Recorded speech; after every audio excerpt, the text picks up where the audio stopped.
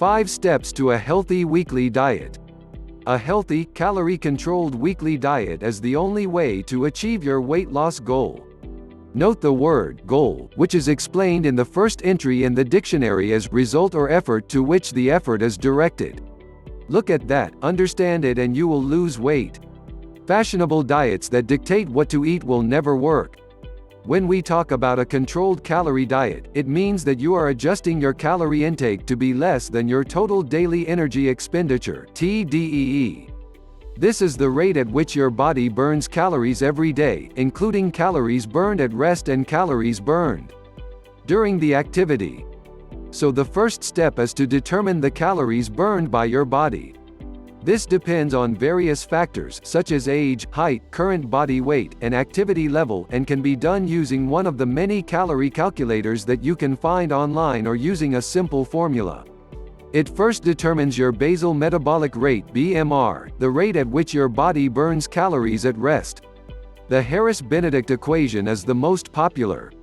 Men, BMR equals 66 plus 13.7x weight in kilograms, plus 5x height in cm, 6.8x age in years. Women, BMR equals 655 plus 9.6x weight in kilograms, plus 1.8x size in cm, 4.7x age in years. Then he takes his BMR and multiplies it by an activity factor to determine his TDEE, lack of exercise, BMR by 1.2, slightly active BMR x 1375, moderately active BMR by 1.55, very active BMR x 1725, or extremely active BMR by 1.9.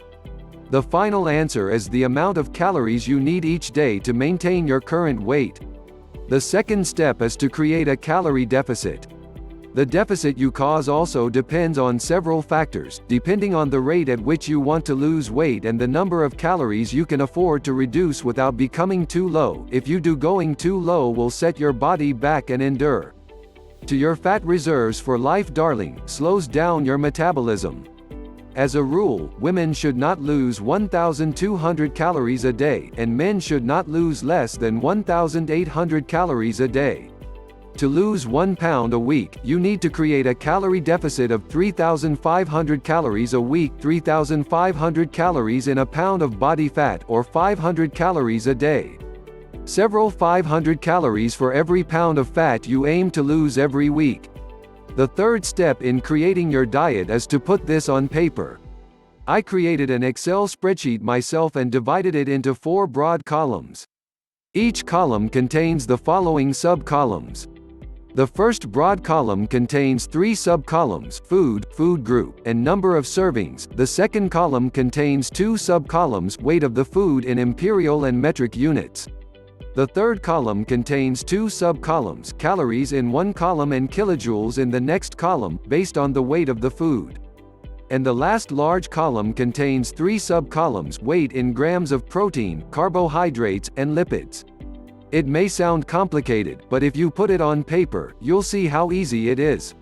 The next thing I did with this Excel spreadsheet menu was creating formulas in the rows at the bottom of each of the 6 daily meals and also at the bottom of the entire daily menu, allowing all of my totals, calories, protein, carbohydrates, and fat, that are calculated automatically when I add individual foods.